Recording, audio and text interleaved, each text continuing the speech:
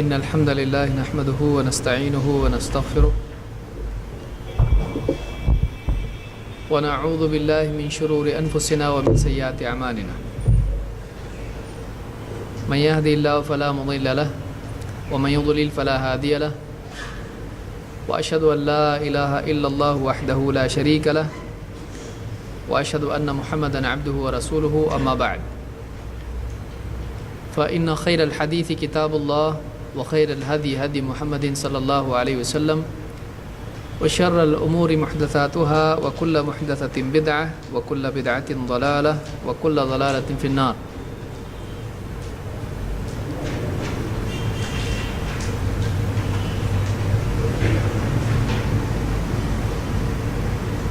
پچھلے درس میں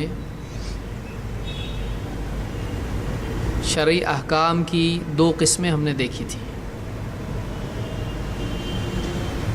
وہ دو قسمیں کیا ہیں؟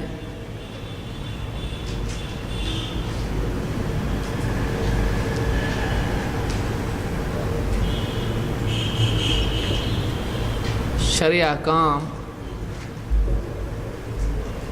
کی دو قسمیں کون کون سی؟ تکلیفی اور وضعی.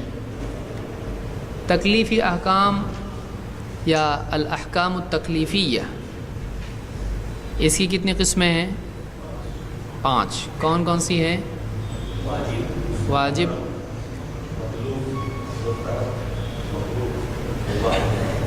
واجب، مستحب، مکروہ اور کیسی ترتیب ہوگی اس کی؟ آسان کیا ہے اس میں؟ واجب، مستحب، مباح، مکروہ اور حرام یا محرم. یعنی پازیٹیو سے ہم نیگیٹو کی طرف جا رہے ہیں. بیچ میں کیا ہے؟ نیوٹرل. مباح کیا ہے؟ نیوٹرل ہے. مباح ایسی چیز ہے جس میں نہ نیکی ہے اور نہ گناہ ہے. کیا مباح نیکی بن سکتا ہے؟ یا مباح نیکی ہے؟ نیکی نہیں مباح.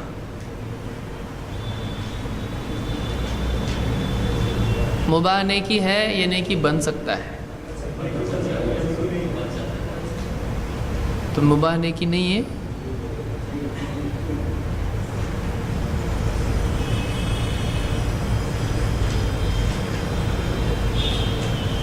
کیا مباح نیکی ہے؟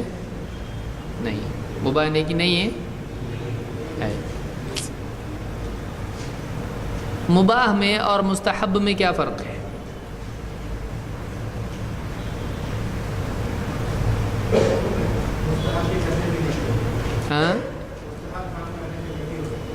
مستحب کام کرنے پر نیکی ملے گی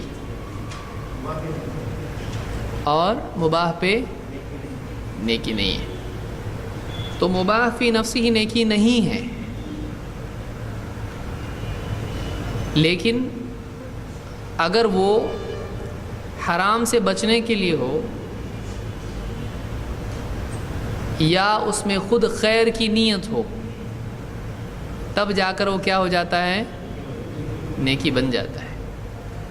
مثلا ایک آدمی اس لیے کمائی کی محنت کرتا ہے کہ سوال کی نوبت نہ آئے، یا چوری، جھوٹ، دھوکہ یا اس طرح کی خیانت یا غصب وغیرہ کی نوبت اس کو نہ آئے، اور چونکہ گھر والوں کے حقوق اس پر ہیں اس لیے وہ کماتا ہے. تو فی نفسی ہی کمانا نیکی ہے. پیسہ کمانے پہ روز $1 پہ کتنا ملتا ہے؟ ثواب ہے کچھ. فی نفسی ہی وہ نیکی نہیں ہے. لیکن اگر اس کی نیت خیر کی ہو، مقصود اس کا خیر ہو یا کسی بری چیز سے بچنے کے لیے وہ ہو، تو ایسی صورت میں وہ بھی کیا بن جاتا ہے؟ عمل نیکی. جیسے پچھلے درس میں ہم نے مثال اس کی دیکھی تھی کہ کوئی آدمی انگور خریدے یا چھری خریدے تو یہ فی نفس ہی نیکی ہے یا گناہ ہے؟ گناہ ہے، مباح ہے. ٹیکنیکلی اس کو ہم مباح بولیں گے. نہ نیکی ہے نہ گناہ.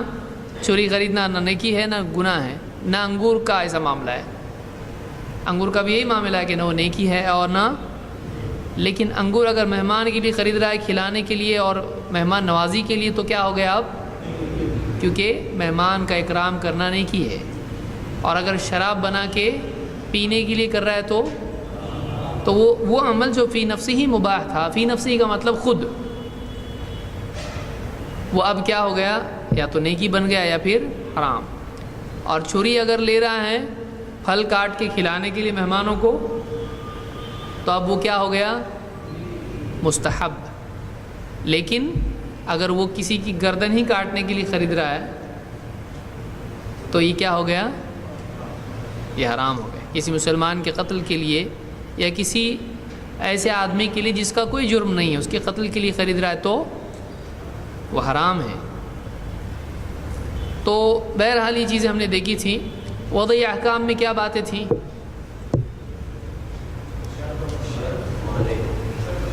شرط اور معنی.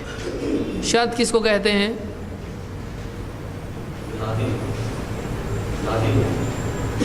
تو واجب کس کو کہتے ہیں؟ شرط اور واجب میں کیا فرق ہے آپ بتائیے؟ شرط لازم ہوتی ہے؟ نہیں ہوتی. شرط توڑے تو بھی چلتا ہے؟ نہیں. اور واجب لازم ہے؟ واجب میں اور شرط میں کیا فرق ہے؟ اور شرط عمل نہیں ہے. واجب دیکھیے ایک جواب ہے، واجب عمل ہے اور شرط عمل نہیں ہے. کیا یہ صحیح ہے؟ نہیں ہے. نہیں ہے. جو لوگ نہیں بولتے ہیں وہ اس کی تردید کیسے کریں گے؟ کیوں غلط ہے یہ؟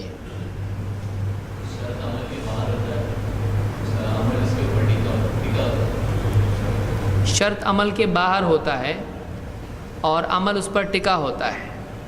تو وضو کیا ہے؟ تو اب وہ عمل نہیں ہے.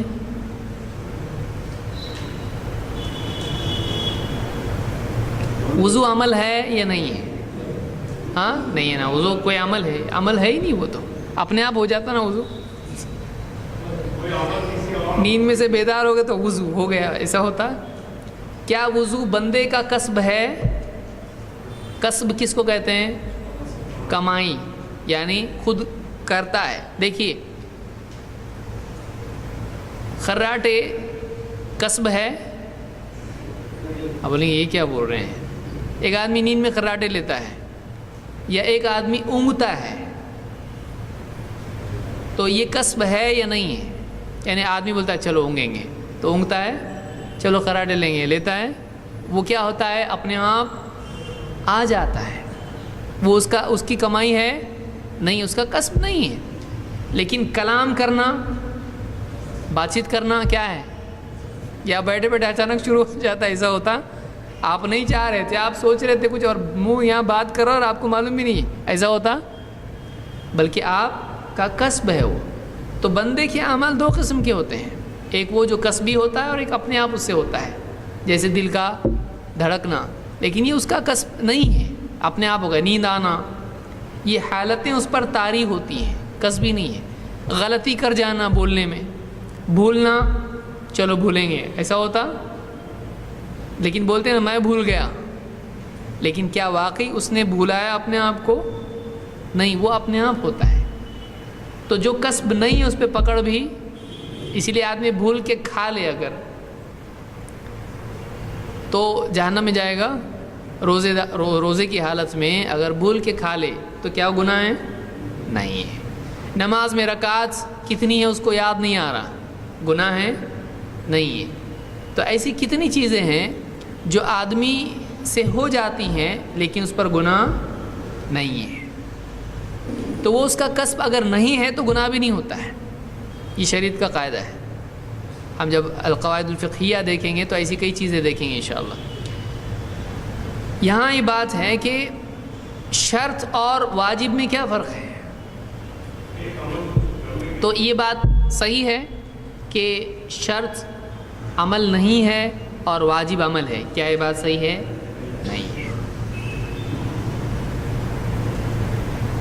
کیا ہر شرط عمل ہے؟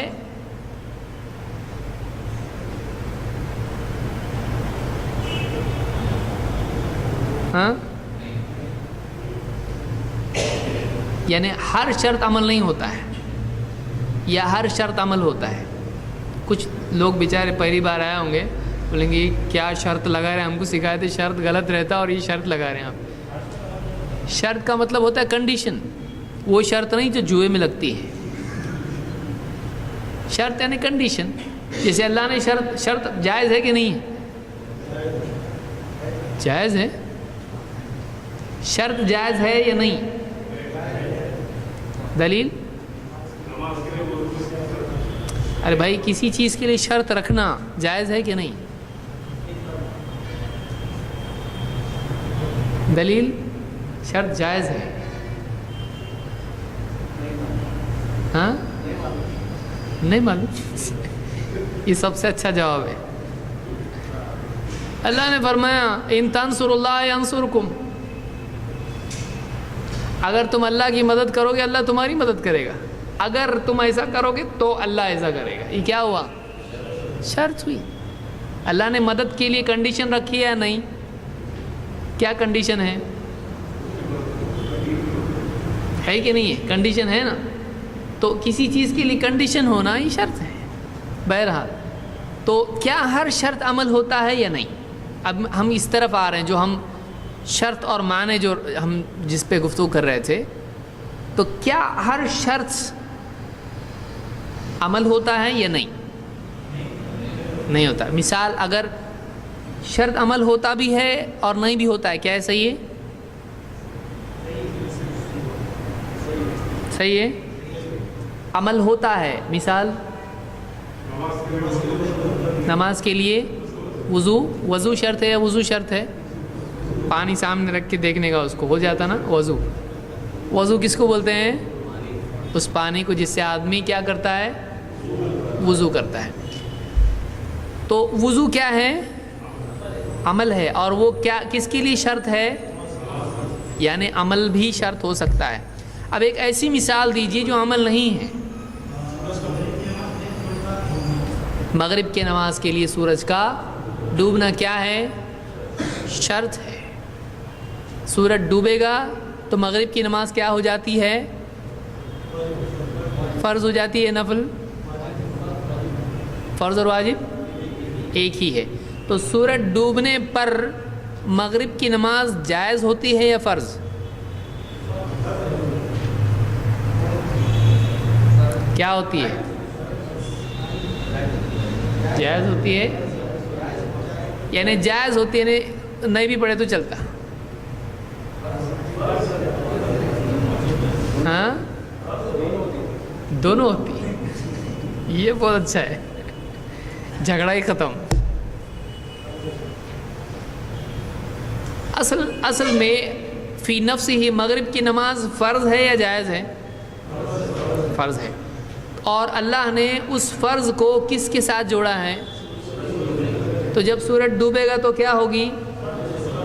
ہاں، یہ اس اعتبار سے کہہ سکتے ہیں کہ چونکہ نماز اس کے وقت سے پہلے نہیں پڑھی جا سکتی ہے تو وہ کیا تھا؟ وقت سے پہلے مغرب پڑھنا جائز تھا کہ منع تھا؟ منع تھا. تو اب وہ کیا ہو گیا؟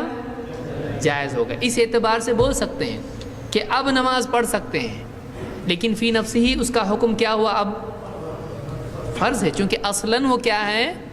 فرض ہے. تو اب فرض ہو جائے گی. وہ نماز کیا ہو گئی؟ فرض ہو گئی. تو یہ معلوم ہوا کہ شرط کبھی عمل بھی ہوتی ہے اور کبھی عمل نہیں بھی ہوتی ہے. تو وہ خارجی چیز ہے جو انسان کے باہر ہوتی ہے اور اس میں انسان کا کوئی دخل نہیں ہوتا ہے. جیسے وقت کا ہونا.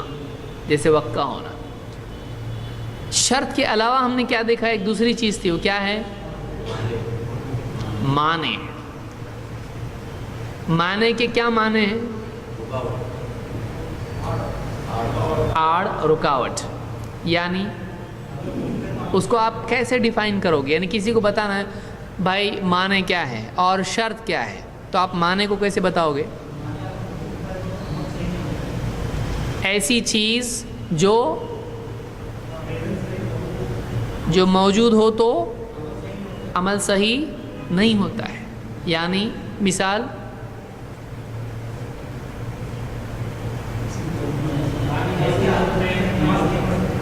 حیض کی حالت میں نماز نہیں پڑھ سکتے ہیں. کون؟ آدمی، عورتیں.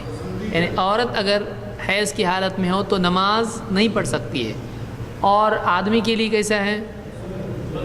جنوبی اس کو کہتے ہیں. جنوبی کس کو کہتے ہیں؟ جو جنابت کی حالت میں ہو اس کو جنوبی کہتے ہیں. تو جنابت کی حالت کس کو کہتے ہیں؟ جو جنوبی ہو. وہ آدمی جس کو یا تو احتلام ہوا ہو یا پھر اس نے صحبت کی ہو. یہ دو حالتیں ہیں جس کو کیا کہتے ہیں؟ جنابت. یہ میں اس لیے کہہ رہا ہوں کیونکہ بہت سارے لوگ یہ پوچھتے ہیں کہ غلطی سے پیشاب کے قطرے نکل گئے تو غسل کرنا پڑے گا یا پھر کیا کرنا پڑے گا؟ سمجھ میں آ رہا؟ تو غسل ان دو حالتوں پر ہی ہے. نیند میں آدمی کوئی ایسا خواب دکھائی دیا جس سے منی خارج ہو گئی، یا بیوی سے اس نے مجامعت کی، تو اس پر غسل کیا ہو جاتا ہے؟ فرض یا واجب؟ فرض واجب ایک ہی بات ہے. حدیث میں اس کے لیے صفائی سے میں نے بتایا تھا پچھلے درس میں. تو اب اس کے لیے کیا ہو گیا؟ ایک ایسی حالت میں ہے کہ اب اس پر غسل واجب ہے. کیا وہ نماز پڑھ سکتا ہے غسل کے بغیر؟ پانی موجود ہے اس کے پاس، بیمار نہیں ہے وہ، کوئی مسئلہ نہیں ہے، وہ غسل کر سکتا ہے. تو کیا وہ غسل سے پہلے نماز پڑھ سکتا ہے؟ کیوں نہیں پڑھ سکتا ہے؟ ہاں، اس کی نماز پڑھنے میں کیا رکاوٹ ہے؟ جنابت رکاوٹ ہے.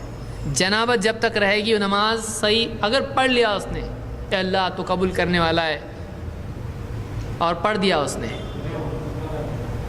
تو کیا اس کی نماز ہوئی یا نہیں ہوئی؟ پڑھا نا اس نے.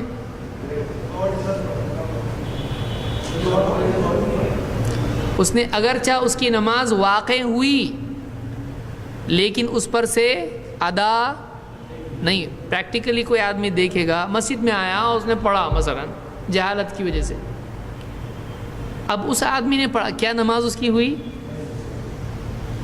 نماز ہوئی یا نہیں ہوئی؟ نماز ہوئی، ادا نہیں ہوئی. یعنی اس نے پڑھا نماز، عملاً تو اس نے تکبیر سے لے کے سلام تک پوری نماز پڑھ ڈالی، اس کی نسبت سے ہو گئی نماز، سلام پھیرا اس نے، لیکن کیا اس پر اس کی نماز ہوئی کہ نہیں ہوئی؟ نہیں ہوئی اس کی نماز. کیسے نہیں ہوئی کا مطلب آپ کے نزدیک کیا ہے؟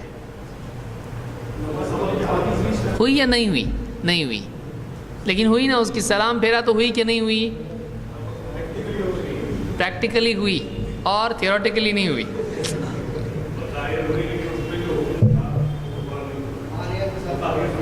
یعنی کیا نہیں ہوا بھائی؟ آپ سب تو ہو رہا، سلام پھیر رہا ہو، کیا مطلب کیا نہیں ہوا؟ عمل نہیں ہوا، عمل قبول نہیں ہوا. تو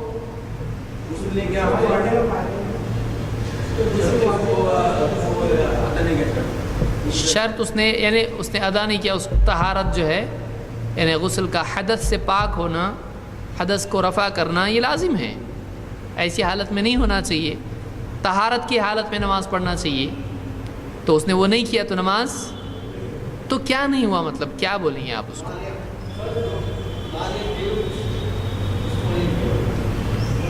معنی کے ساتھ عمل کرنے سے کیا پرابلم ہے؟ فرض اس پر سے ساقط نہیں ہوا. یعنی کیا کرنا پڑے گا اس کو؟ نماز پھر سے پڑھنی پڑے گی. اس کو سمجھ میں آیا؟ اس کو نماز پھر پڑھنی پڑے گی، ادا نہیں ہوئی اس کی نماز. اگر وہ ویسی نماز پڑھتا ہے تو پھر سے اس کو نماز پڑھنی پڑے گی. تو اس سے فریضہ ساقط نہیں ہوتا ہے. اس سے وہ چیز ادا نہیں ہوتی ہے، جو اس کے اوپر باقی تھا وہ ہٹا نہیں ابھی تک، پھر اس کو پڑھنا پڑے گا، پھر ویسے ہی پڑھے تو پھر باقی رہے گا، تو اس کو غسل کرنا پڑے گا، اس کے بعد اس کو نماز پڑھنی پڑے گی، تو نماز اس پر کیا رہتی ہے؟ باقی رہتی ہے۔ اسی طرح سے تجارت یا معاملات میں اگر کوئی آدمی جو موانع ہیں یا جو شروط ہیں ان کو پورا نہ کرے تو وہ معاملہ بھی ادا ہوتا ہے، صحیح ہوتا ہے۔ تو ایسے اس کے لیے دو لفظ استعمال کرتے ہیں، ہونے پر یا نہیں ہونے پر۔ شرط پوری ہو، معنی سب ہٹ جائیں اور پھر عمل کیا جائے تو عمل کیا ہوتا ہے؟ صحیح۔ اور شرطیں پوری نہ ہوں یا معنی موجود ہو اور پھر آدمی کوئی عمل کرے تو عمل کیا ہوتا ہے؟ فاسد ہوتا ہے۔ سمجھ میں آیا؟ وہ عمل فاسد ہو جاتا ہے۔ تو دو چیزیں ہم نے دیکھی تھی، وہ احکام دو قسم کے ہیں، تکلیفی اور وضعی۔ تکلیفی احکام میں 5 چیزیں ہیں، 5 قسم کے ہیں، واجب، مستحب، مباح، مکروہ اور محرم یا حرام۔ وضعی احکام میں شرط اور معنی۔ شرط پوری نہیں ہوئی تو بھی عمل پورا صحیح نہیں ہوتا ہے، فاسد ہو جاتا ہے، اور اگر معنی موجود ہو تو عمل۔ اگر کئی شروط ہوں، کیا کسی عمل کے لیے کئی شرطیں ہو سکتی ہیں یا ایک ہی شرط ہوگی؟ مثال کے طور پر نماز کے لیے وقت کا ہونا بھی کیا ہے، اور پاکی کا ہونا بھی، تو ایک سے زیادہ شرطیں ہو سکتی ہیں۔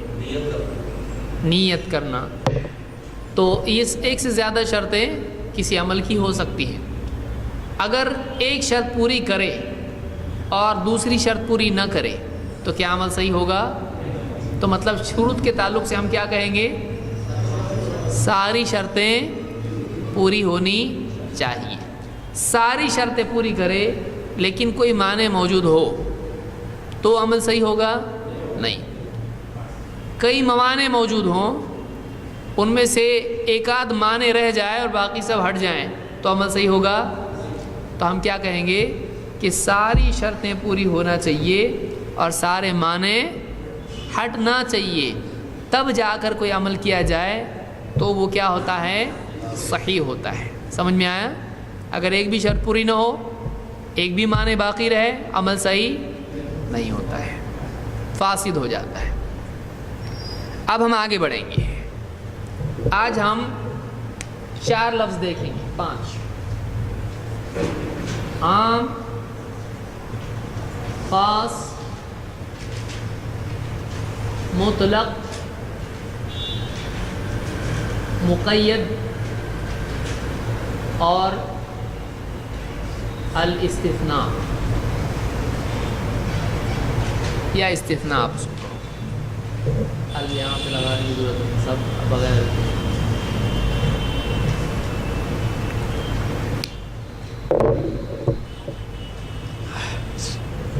یہ کیا ہے؟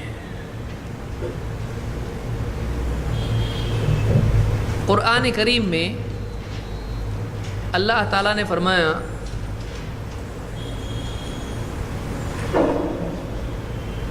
ان الابرار لفی نعیم،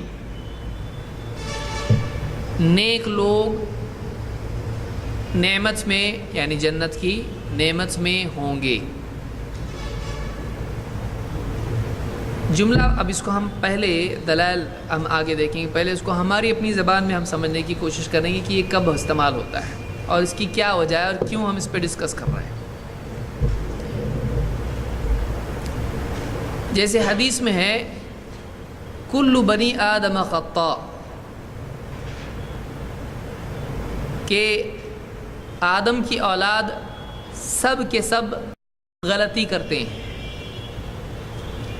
یا قرآن میں اللہ نے فرمایا کل نفس ذائقۃ الموت، ہر جاندار کو موت کا مزہ چکھنا ہے۔ اللہ نے فرمایا انما المؤمنون اخوۃ، ایمان والے آپس میں بھائی بھائی ہیں۔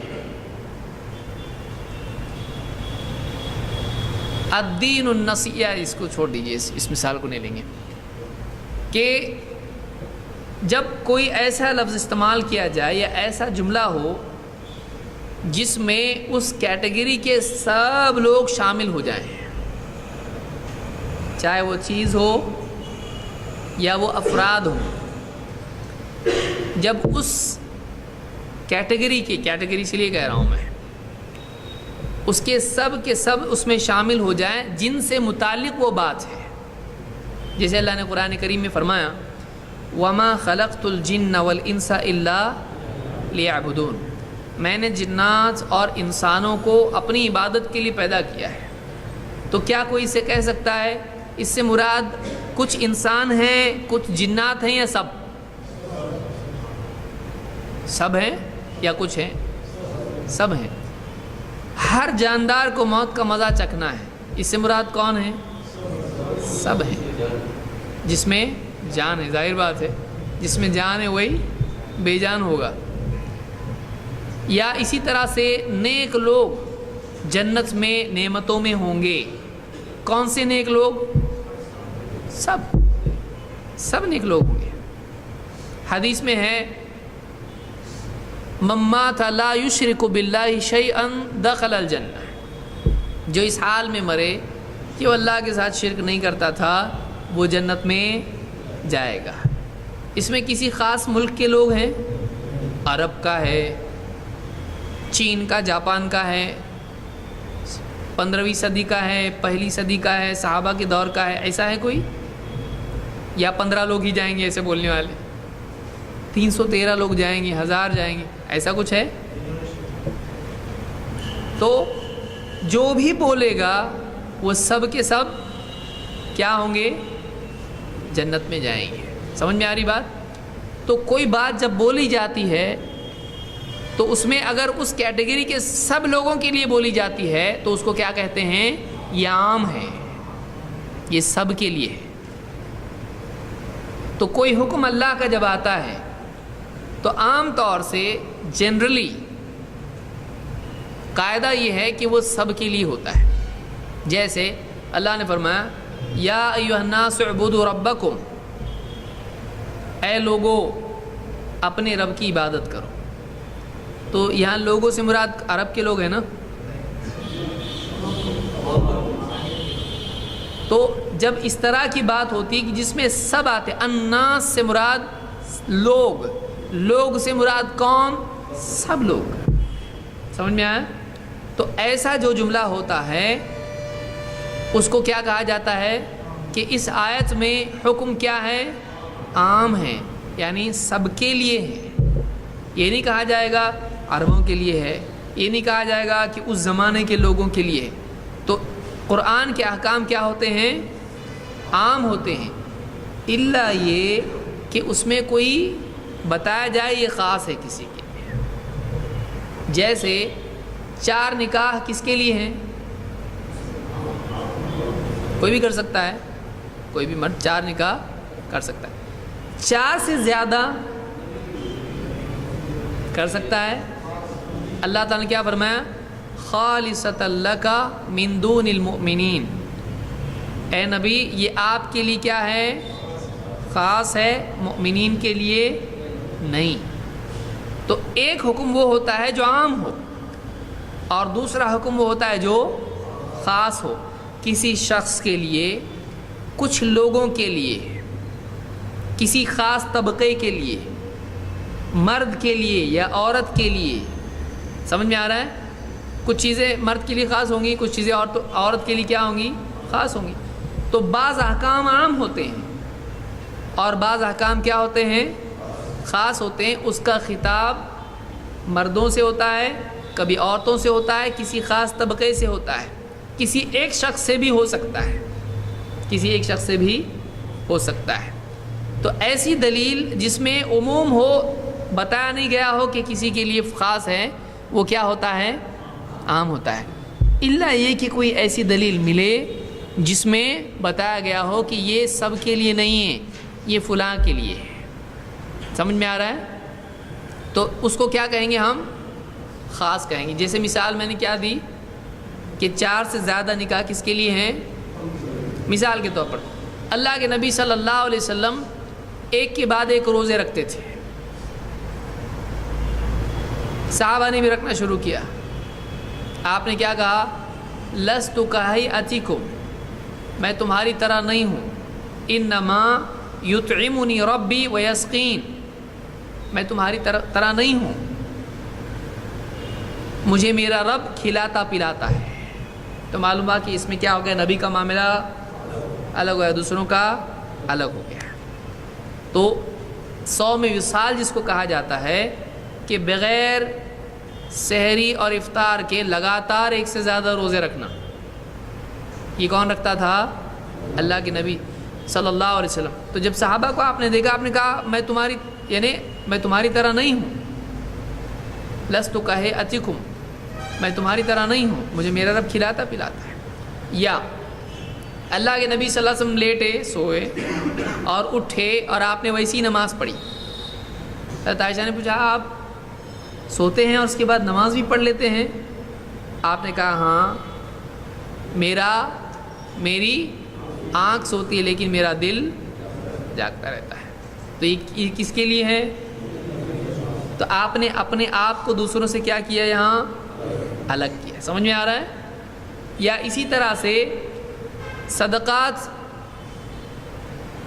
باقی مسلمانوں کے لیے کیا ہیں، لیکن نبی صلی اللہ علیہ وسلم کے لیے، آپ کے لیے صدقہ لینا جائز تھا۔ تو اس طرح سے بعض احکام عام ہوتے ہیں، اللہ کی طرف سے جب ایک حکم آتا ہے تو وہ عام ہوتا ہے، اس میں سب شامل ہوتے ہیں۔ اس کے لیے الفاظ ہوتے ہیں، ان الفاظ سے سمجھ میں آتا ہے کہ کیا ہے، سب کے لیے ہے، چاہے وہ انسانوں کا معاملہ ہو، چاہے انسانوں کے ساتھ جنات اس میں شامل ہوں، پھر کبھی مردوں کے لیے پورا حکم ہوتا ہے، کبھی عورتوں کے لیے حکم ہوتا ہے۔ اس طرح سے کسی ایک جنس کے لیے، کسی ایک کیٹیگری کے لیے وہ پورا ہوتا ہے۔ تو ایسی اس کے لیے کیا کہا جاتا ہے؟ یہ کیا ہے؟ حکم عام ہے۔ لیکن کبھی کسی خاص کے لیے ہوتا ہے، کسی شخص کے لیے، فرد کے لیے، یا کسی مخصوص عدد کے لیے ہوتا ہے، اس کو کیا کہتے ہیں؟ وہ حکم کیا ہے؟ خاص ہے۔ جیسے اللہ تعالیٰ نے فرمایا کہ ان الابرار لفی نعیم، ابرار نعمتوں میں ہوں گے جنت کی۔ تو یہاں پر کون سے ابرار مراد ہے؟ عرب کے یا ہندوستان کے؟ جو بھی ابرار میں سے ہو، تو عام اس کو کہتے ہیں جس میں اس کیٹیگری کے سب آ جاتے ہیں۔ یاد رہے گا، کسی کیٹیگری کے اس پس منظر میں جن کے بارے میں بولا جا رہا ہے، ان میں سے یہ بعض کو لے کر بعض کو چھوڑنا اس میں نہیں ہوتا ہے، بلکہ سب ہوتے ہیں۔ جیسے ہم کہتے ہیں وَسَلَامٌ عَلَى الْمُرْسَلِينَ وَالْحَمْدُ لِلَّهِ رَبِّ الْعَالَمِينَ۔ تو یہاں پر ہم نے 2 لفظ استعمال کیے، المرسلین اور الحمد۔ سلام ہو کس پر؟ مرسلین پر۔ تو کتنے رسولوں پر سلام ہے اس میں؟ تو آپ نے کیسے سمجھا اس کو؟ ال آ رہا ہے اس میں، رسولوں پر۔ جب اللہ نے اس کی گنتی نہیں بتائی کہ کتنے رسولوں پر سلام اور کون سے زمانے کے اور فلاں ابن فلاں ابن فلاں، اللہ نے جب اس کی تعین نہیں کی، جب اس کے بارے میں بتایا نہیں گیا کون کون ان میں سے، تو کیا مانا جائے گا؟ سب پر ہے، یہ سب کے لیے ہے۔ سمجھا کہ رسولوں پر سلام یعنی کس پر سلام؟ سارے رسولوں پر۔ اور حمد اللہ کے لیے ہے جو رب العالمین ہے، والحمد للہ رب العالمین۔ تو کون سی حمد؟ جو جمعہ کے دن کی جائے وہ، جو نماز میں کی جائے وہ، جب کھانے کے بعد کی جائے وہ، کون سی حمد؟ ہر حمد۔ سمجھ میں آ رہا ہے؟ تو ال آیا اس میں، المرسلین الحمد، تو ال کی وجہ سے وہ چیز کیا ہو جاتی ہے؟ جو بھی حمد ہے وہ کیا ہے؟ اللہ کے لیے، چاہے وہ مرد کرے عورت کرے، صبح کرے شام دوپہر، کب کرے؟ کھانے کے پہلے کھانے کے بعد، نماز میں، عبادات کے علاوہ کبھی بھی ہو، کوئی بھی حمد ہو، تمام حمد ہو، وہ کس کے لیے ہے؟ اللہ کے لیے ہے جو سارے عالمین کا رب ہے۔ سمجھ میں آ رہا ہے؟ اس کو عام کہتے ہیں، اس کو عام کہتے ہیں۔ تو عام میں اس کیٹیگری کے، چاہے وہ شخص ہو، چاہے وہ عمل ہو، چاہے وہ چیز ہو، وہ سب کا سب کیا آ جاتا ہے؟ جیسے ہم نے حمد کہا تو حمد کیا ہے؟ ایک عمل ہے، خاص ہے کیا عام ہے؟ عام ہے، لیکن وہ شخص ہے یا عمل ہے؟ حمد اللہ کی تعریف بیان کرنا، وہ سب کی سب تعریف بیان کی ہوئی کس کے لیے ہے؟ اور مرسلین کون ہیں؟ مرسلون وہ افراد ہیں، انسان ہیں۔ سمجھ میں آ رہا ہے؟ تو تمام رسول اور تمام حمد، ہر حمد، اس کو عام کہتے ہیں، اس کو عام کہتے ہیں۔ حدیث میں جیسے ہے کل مولود یولد علی الفطرہ، ہر پیدا ہونے والا فطرت پر پیدا ہوتا ہے۔ عرب میں یا چین میں، جاپان میں، پچھلے زمانے کا، اس زمانے کا، قیامت کے پہلے کا، کب کا، زمان و مکان کے اعتبار سے کل مولود، ہر پیدا ہونے والا۔ تو اس میں یعنی ہر آدمی کو اس میں لیا جا سکتا ہے، لیا جا سکتا ہے۔ تو ایسے جتنے معاملات ہوتے ہیں، اس کو کیا کہتے ہیں؟ یہ حدیث عام ہے، یہ حدیث عام ہے۔ تو یعنی کلو کے اندر سب کے سب بچے آتے ہیں،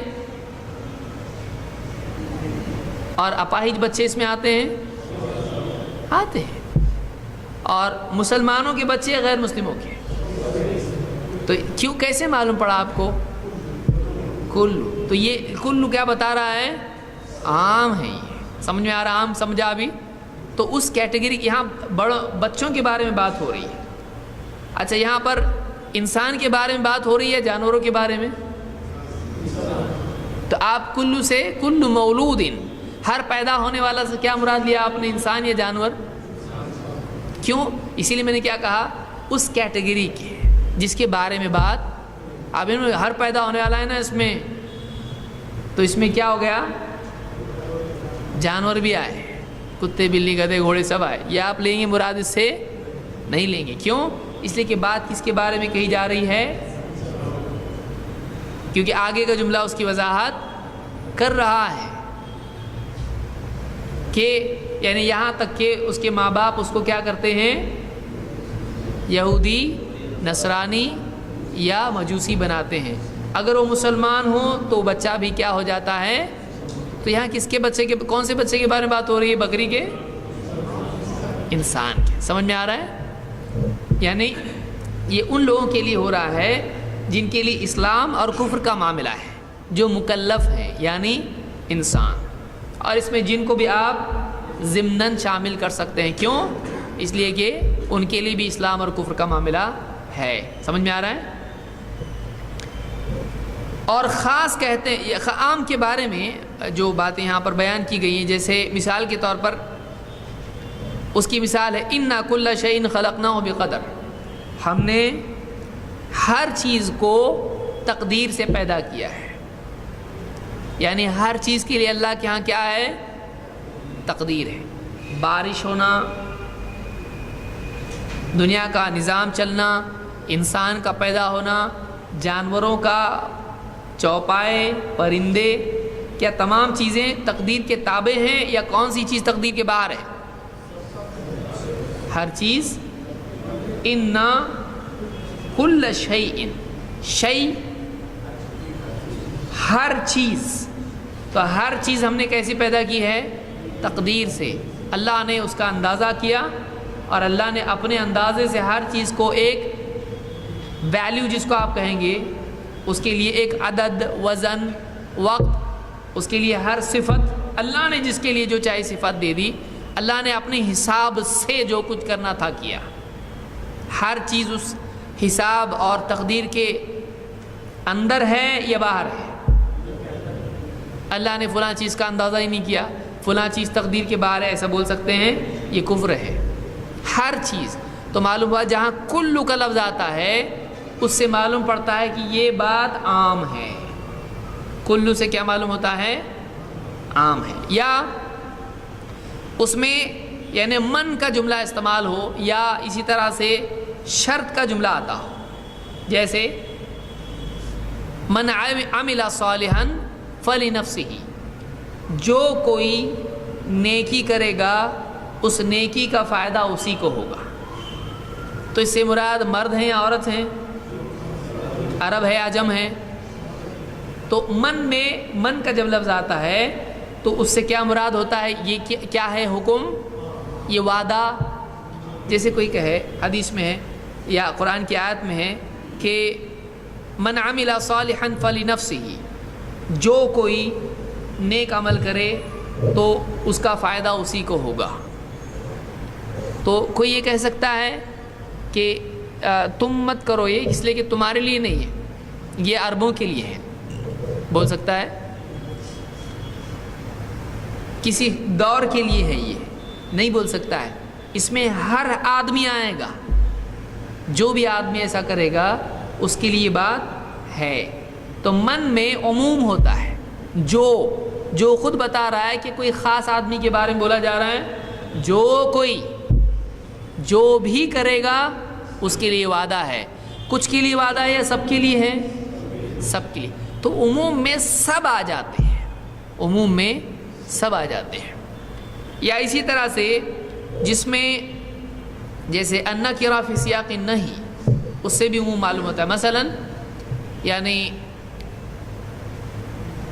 منع کا جملہ ہو اور اس میں ال کے بغیر لفظ ہو، جیسے قرآن کریم میں اللہ نے فرمایا وَمَا مِنْ إِلَٰهٍ إِلَّا اللَّهُ، وَمَا مِنْ إِلَٰهٍ إِلَّا اللَّهُ، جیسے اللہ نے فرمایا کہ وَاعْبُدُوا اللَّهَ وَلَا تُشْرِكُوا بِهِ شَيْئًا۔ اب اس کو سمجھیے ذرا، عربی میں دو طرح کے الفاظ ہوتے ہیں، ایک ال والا ہوتا ہے، ایک بغیر ال کا ہوتا ہے۔ ہلکا نہیں بول رہا ہوں میں، ال کا بول رہا ہوں، جیسے الف لام میم نہیں، الف لام کے ساتھ لفظ ہوتا ہے، جیسے ہم کہتے ہیں کتاب، اور اس کو اگر ال لگ جائے تو کیا ہوتا ہے؟ ٹھیک ہے، کتاب اور الکتاب میں کیا فرق ہے؟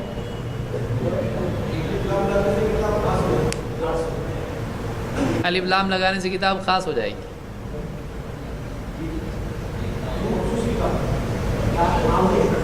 کتاب کا مطلب کیا ہے؟ اگر عربی میں کہوں کتابن تو اس کا کیا مطلب ہوگا؟ کوئی کتاب یا ایک کتاب، ایک کتاب، اس سے کوئی خاص کتاب مراد ہے۔ اور میں کہوں الکتاب، جیسے انگلش میں ہم بولتے ہیں دا بک، تو اس سے کیا مراد ہے؟ خاص کا مطلب یعنی خاص کتاب کا مطلب یعنی کیا؟ پرٹیکولر کا مطلب کیا؟ جس کا ذکر کیا جائے، اور نہیں کیا تو اس کو کیسے آپ ڈیفائن کرو گے؟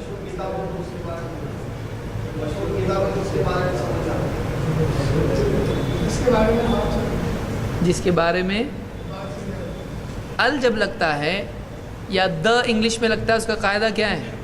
اور دا کا قاعدہ کیا ہے؟ ا بک اور دا بک کا کیا قاعدہ ہے؟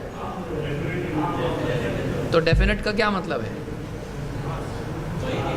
دیکھیے، ایک لفظ سے آپ ایک لفظ کو سمجھا رہے، آپ بیان کرو نا اس کو، کیا ایسا ہوتا ہے تو ویسا آپ گھر میں ایسی بات کریں گے؟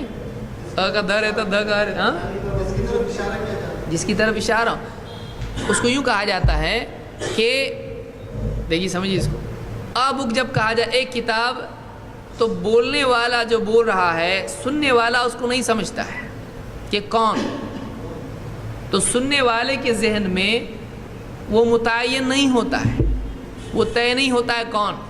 ایک آدمی نے مجھ سے ایسا کہا تو کیا سننے والا جانتا ہے کون ہے وہ؟ لیکن جب آدمی کہے اس آدمی نے مجھ سے ایسا کہا تو یہاں یہ ہوتا ہے کہ سننے والا اس کو جانتا ہے، چاہے بعینہ ہی جانتا ہو یا اس کا پہلے تذکرہ ہونے کی وجہ سے جانتا ہے. سمجھ میں آیا؟ جیسے کوئی آدمی بولے میں نے بتایا نا پچھلے ہفتے ایک آدمی مجھ کو ملا تھا، اس آدمی نے آج بھی مجھ کو فون کیا تھا. 2 جملے. پچھلے ہفتے ایک آدمی نے مجھ کو جو فون کیا تھا، اس ہفتے اس آدمی نے مجھ کو پھر فون کیا. تو ایک پہلے جملے میں آیا اور دوسرے جملے میں پھر کیا ہو گئی، اس کی تعین ہو گئی.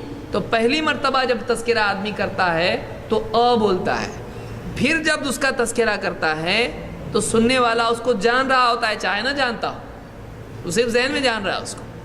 اب لیکن اس کا تذکرہ چونکہ آ گیا ہے، اب اس کو نہیں لگے گا، اب کیا لگے گا؟ د. جیسے میں ایک آدمی سے ملا، اس آدمی کا نام زید تھا، تو پہلی مرتبہ میں ایک آئے گا، دوسری مرتبہ میں میں ایک آدمی سے ملا، ایک آدمی کا نام زید تھا، ایسا بولیں گے آپ. دوسری مرتبہ میں کیا کہا آپ نے؟ اس اب آپ نے اس کیوں استعمال کیا؟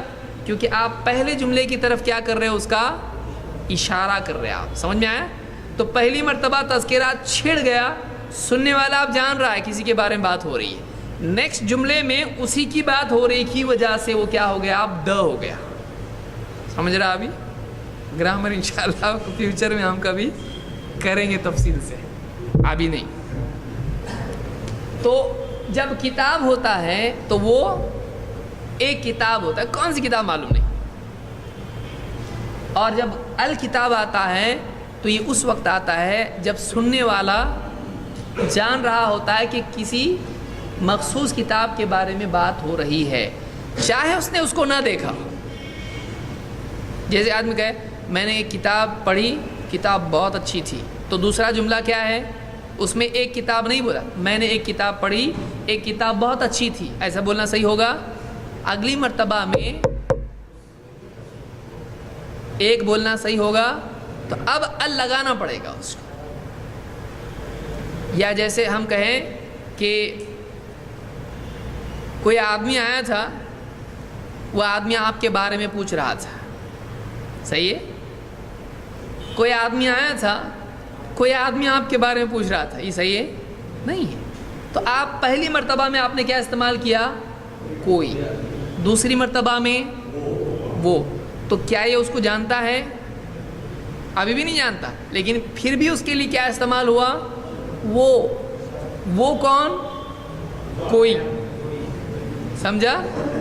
تو جملے ہی میں معرفت اس کی ہے، لیکن پھر بھی اسی کی طرف اشارہ ہے جو ذہن میں ہے اس کے، چاہے مشاہدے میں نہ ہو، چاہے تعارف اس کو، لیکن اتنا بھی تعارف اگر ہو جائے تو معرفہ ہو جاتا ہے. سمجھ میں آیا؟ اس کو کہتے ہیں ال، یہ عربی کا ال ہے. تو النکرہ فی سیاق النفی، اس کو کہتے ہیں نکرہ، کامن ناؤن، اور یہ کیا ہے؟ پراپر ناؤن یا ڈیفینٹ، اس کو آپ کہیں گے کہ یہ متعین ہے.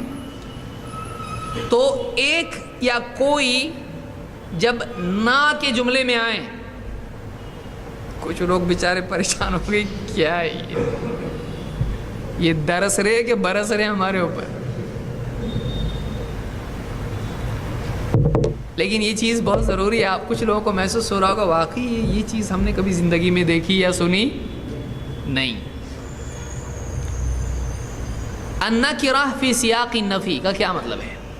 آپ اس کو دن میں کئی مرتبہ اس پر سے گزرتے ہو، جیسے اشہد ان لا الہ الا اللہ.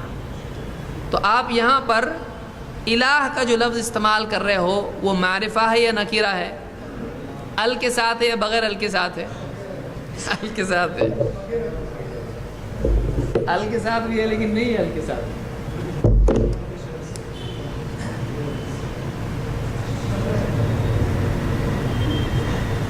الہ یہ ال کے ساتھ نہیں مانا جاتا ہے. الہ اگر ہو یہ کیا ہو گیا؟ ال کے ساتھ آیا ہے. تو یہ لفظ اصل میں ہے الہ. الہ کا مطلب کیا ہوتا ہے؟ معبود. کوئی معبود، کوئی خاص معبود کا اشارہ نہیں، کوئی معبود. اور الہ وہ معبود. اس میں بولنے والا سننے والا دونوں جان رہے کس معبود کے بارے میں بات ہو رہی ہے. اگر لا کا جملہ بغیر ال کا ہو اس سے بھی عام مراد ہوتا ہے، اس سے بھی سب. جیسے اللہ نے کیا فرمایا؟ وَمَا مِنْ إِلَٰهٍ إِلَّا اللَّهُ، اور کوئی الہ نہیں ہے سوائے اللہ کے. تو یہاں پر کس معبود کا انکار ہو رہا ہے؟ پیڑ والے معبود، پتھر والے، لکڑی والے، قبر والے. تو کس معبود کا انکار ہے؟ کہ کوئی معبود نہیں ہے، معبود بننے کا حقدار نہیں ہے سوائے اللہ کے. تو کن معبودوں کا انکار ہے؟ تو کیسے معلوم پڑا؟ یہ عربی کا قاعدہ ہے. کیونکہ یہاں پر ال کے بغیر لفظ آیا، الہ ال کے بغیر ہے، اور جملہ نیگیٹو ہے پازیٹیو ہے؟ نیگیٹو ہے. لا الہ الا اللہ. تو نیگیٹو جملے میں اگر ال کے بغیر ہو تو اس میں کیا ہوتا ہے؟ سب کے لیے ہوتا ہے. وہ سمجھ میں آیا؟ جیسے دوسرا جملہ وَاعْبُدُوا اللَّهَ وَلَا تُشْرِكُوا بِهِ شَيْئًا.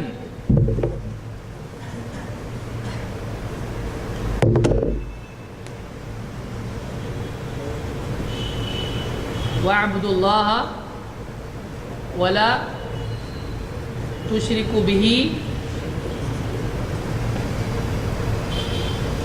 شَيْئًا. عربی زبان میں شیء کیسے لکھتے ہیں؟ شین یا شیئن، ٹھیک ہے. اور اس کو ال لگ سکتا ہے کیا؟ نہیں لگ سکتا ہے. چیز کو ال لگ سکتا ہے کیا؟ نہیں نا، پڑھے بغیر بول رہے. الشیء لگ سکتا ہے. چیز کو اور د لگ سکتا کہ نہیں؟ پھر ال کیوں نہیں لگیں؟ جیسا پوچھو ویسے بول رہی کو. آپ پوچھتے رہو، ہم بولتے رہتے ہیں. نقصان کچھ ہے نہیں، کوئی ڈالر اور تو جا رہے نہیں، اپنے بول سکتے ہیں، کوئی مسئلہ نہیں. شیء اور الشیء. اب یہاں پر آپ دیکھیں گے وَاعْبُدُوا اللَّهَ جملہ کیا مطلب ہے؟ وَاعْبُدُوا، اور عبادت کرو. کس کی؟ وہ کا مطلب اور، لا نہیں، تشرکو شرک کرو، بھی اس کے ساتھ، شیئن ال کے ساتھ ہے بغیر ال کے؟ ال کے بغیر ہے کہ ال کے ساتھ ہے؟ وَاعْبُدُوا اللَّهَ یہ جملہ تو پازیٹیو ہے، اللہ کی عبادت کرو. یہ جملہ پازیٹیو ہے نیگیٹو ہے؟ منفی جملہ ہے، نفی کا جملہ ہے. اور نہ کرو شریک اس کے ساتھ کسی چیز کو یا اس چیز کو. تو اس چیز ہوتا تو کیا ہوتا؟ اس کے ساتھ معاملہ ہوتا. باقی کر سکتے، یہ اس کو مت کرو، ہے نا. اس کے ساتھ نبی کو شریک مت کرو، تو غیر نبی کے لیے سوال کھڑا ہو جاتا. اللہ نے کیا؟ کسی چیز کو. تو اس میں زندے آئے یا مردے؟ دیکھیے قرآن کا کمال ہے، جب عربی واقعی سمجھ میں آنے لگتی ہے تو پھر 14 طبق روشن ہو جاتے ہیں. واقعی لگتا ہے کہ قرآن کا جو یعنی معجزہ اس کو جو ہے یہ کیوں ہے. اس میں سب کی نفی ہے. اس میں زندہ، مردہ، بے جان، حیات والے، جاندار، سب کی کسی چیز کو اس کے ساتھ شریک مت کرو. تو اللہ کو ہر چیز کا نام بتانے کی ضرورت ہے؟ اس کو مت کرو، اس کو مت کرو، اس کو مت کرو. ایک جملے میں کام تمام. تو سب کی نفی آ جاتی. تو یہ بھی کیا ہے؟ اگرچہ جملہ کیا ہے؟ نیگیٹو ہے، لیکن اس سے کیا فائدہ ہو رہا ہے؟ اس میں کیا ہے؟ عموم ہے. کیا کہا جاتا ہے اس جملے میں؟ عموم ہے، اور یہ حکم کیا ہے؟ عام ہے. بولتے ہیں اجلاس عام. اجلاس عام کا کیا مطلب ہے؟ سبھی آ سکتے ہیں اس میں. سمجھ میں آیا؟ تو جس میں سبھی کی پاسبلٹی ہوتی ہے اس کو کیا کہتے ہیں؟ عام. عام دعوت ہے بولتے نا، سب گھر دعوت، عام دعوت، یعنی اس کا مطلب کیا ہے؟ سب آ سکتے ہیں. اس میں بعض آ سکتے، بعض نہیں آ سکتے، ایسا نہیں ہوتا ہے. اس کیٹیگری کے، ہاں اب جانور بھی آ رہے اس میں، تو انسانوں کے لیے دعوت ہے، تو اس کیٹیگری کے سب اس میں آ جاتے ہیں. تو ایسی چیز کو کیا کہتے ہیں؟ عام. اور کہتے ہیں اس میں کیا ہے؟ عموم ہے. اس میں عموم ہے. تو یہ سمجھ میں آیا. تو یہ معلوم ہوا کہ ایک تو یہ کہ جس میں کل آئے، کل، یا اسی طرح سے من آئے، جو کوئی، یا جس میں الذی آئے، الذین جیسا بھی اس کے بعد کچھ بھی ہو، یا الذی، وہ جو ایسا کرے اس کے لیے یہ ہے. تو اس میں بھی کیا ہوتا ہے؟ عموم ہوتا ہے کہ جو کوئی ایسا کرے، یہ مطلب ہے اس میں. یا اسی طرح سے یعنی نیگیٹو جملہ ہو اور اس میں کیا ہو؟ د کے بغیر ہو، یعنی ال کے بغیر ہو، تو وہ بھی کیا ہوتا ہے؟ عام ہوتا ہے. یا اسی طرح سے شرطیہ جملہ ہو، اگر ایسا ہو تو اس کے بھی یہ بھی کیا ہوتا ہے؟ اس میں بھی شرطیہ جملہ، اس سے بھی کیا معلوم ہوتا ہے؟ اگر شرط رکھی جائے، اگر تم ایسا کرو گے تو یہ ہوگا، تو شرطیہ جملے میں بھی عموم ہوتا ہے. یہ سب کے لیے وعدہ ہوتا ہے، سب کے لیے حکم ہوتا ہے. جیسے اللہ نے فرمایا ان تبدوا شیئا او تخفوه فان اللہ بکل شیء علیم. اگر تم کسی چیز کو ظاہر کرو یا اس کو چھپاؤ تو اللہ تعالیٰ تو ہر چیز کا علم رکھنے والا ہے. تو اس میں کیا ہے؟ ہر چیز کا ذکر ہے. اور اگر تم چھپاؤ ظاہر کرو، اللہ نے کسی چیز کو کہا ان تبدوا شیئا، کسی چیز کو تم چھپاؤ اگر. یا من الہ غیر اللہ یأتیکم بضیاء، یہاں استفہام کبھی ہوتا ہے، سوال کے انداز میں بھی ہوتا ہے، کون ہے ایسا؟ تو اس میں بھی کیا ہوتا ہے؟ جواب کے طور پر کوئی بھی نہیں ہے. تو سب کی نفی ہے یا کچھ کی نفی ہے؟ سمجھ میں آیا؟ جیسے اللہ نے فرمایا کہ هل تعلم له سمیع، کیا اس کا کوئی تو ہم نام جانتا ہے، یعنی اس کی برابری کا کوئی جانتا ہے؟ یہ استفہام ہے. اس میں کس کی نفی ہے؟ اللہ کے برابر ہونے کے اعتبار سے کس کی نفی ہے؟ کس کا انکار ہے؟ بعض لوگ ہیں، بعض ہیں، نہیں ہے، ایسا بول سکتے ہیں. کیا تو کسی کو اس کے برابر جانتا ہے؟ نہیں جانتا. یعنی کس کا انکار ہو رہا ہے اس میں؟ سب کا. اللہ کے برابر کوئی نہیں، اللہ کے نام والا کوئی نہیں، اللہ کی یعنی برابری کا کوئی نہیں. تو اس کو کہتے ہیں عام. سمجھ میں آیا؟ تو میں سمجھتا ہوں اتنا کافی ہے آج کے لیے، بہت زیادہ ہو جائے گا. خاص کے بارے میں ہم تفصیل سے اگلے درس میں دیکھیں. عام سمجھا؟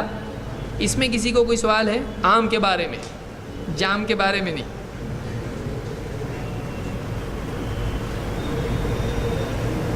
کسی کا کوئی سوال ہے؟ کیا پوچھنا وہی سمجھ میں نہیں آ رہا.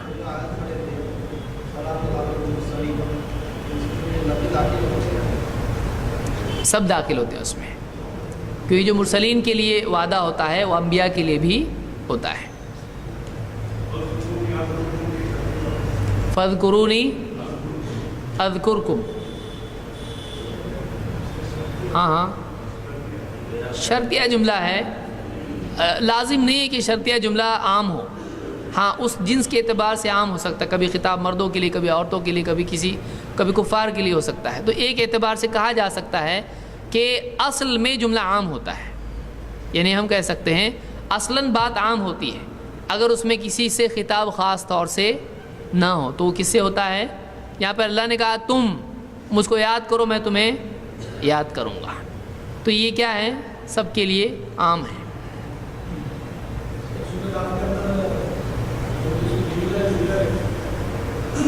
سورہ لہب کے لیے، ہاں ہاں تو یہ اس میں تخصیص ہے اس کے لیے، لیکن دیکھیے تخصیص اس اعتبار سے نہیں ہے کہ وہ کسی اور کے لیے اس میں یعنی برائی نہیں ہے۔ قرآن کریم میں جو واقعات بیان ہوئے ہیں وہ اس لیے نہیں ہے کہ اس کے ساتھ ایسا ہوا تو وہ اسی کے ساتھ خاص ہے۔ وہ بیان کیوں کیا پھر اللہ نے؟ کیوں بیان کیا؟ ایسا کرنے والے کا ایسا ہوتا ہے۔ اگر واقعی اس کے نقش قدم پر کوئی چلے تو اللہ تعالیٰ اس کے ساتھ بھی تو وہ عبرت ہوتی ہے۔ تو اسوا جیسے آپ نے فرمایا کہ جو یعنی قتل کرنے والے کا جو معاملہ بتایا آپ نے قابیل کا، تو کیوں بتایا ہم کو؟ اس لیے بتایا کہ کوئی آدمی اگر کوئی گناہ کرتا ہے اور وہ لوگوں میں عام ہوتا ہے، لوگ اس کی اقتداء کرتے ہیں، تو بعد والے کا گناہ بھی تو یہ اس کے ساتھ خاص نہیں ہے، اگرچہ واقعہ اس کے ساتھ خاص ہے، قتل کا پہلا قتل کرنا اس کے ساتھ خاص ہے، لیکن عبرت کے اعتبار سے وہ خاص ہے۔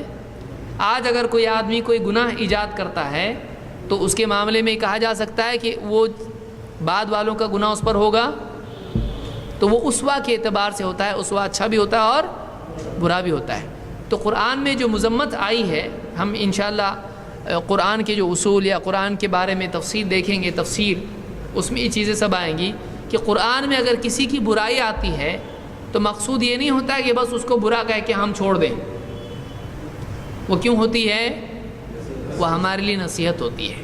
اللہ نے فرمایا ان هو الا ذکر للعالمین، تو یہاں پر برائی ہے، مذمت ہے، تو اس اعتبار سے وہ اس کے لیے ہے، یہ خاص ہے، لیکن اس اعتبار سے خاص نہیں ہے کہ وہ کسی اور کو نہیں ہوگا ویسا۔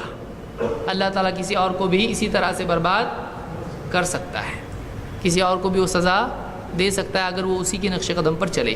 یہ اللہ کی مرضی، اللہ جس کو چاہے معاف کر، جس کو چاہے سزا دے۔ تو اتنا آج کے لیے کافی ہے، انشاءاللہ اگلے درس میں ہم اس سے آگے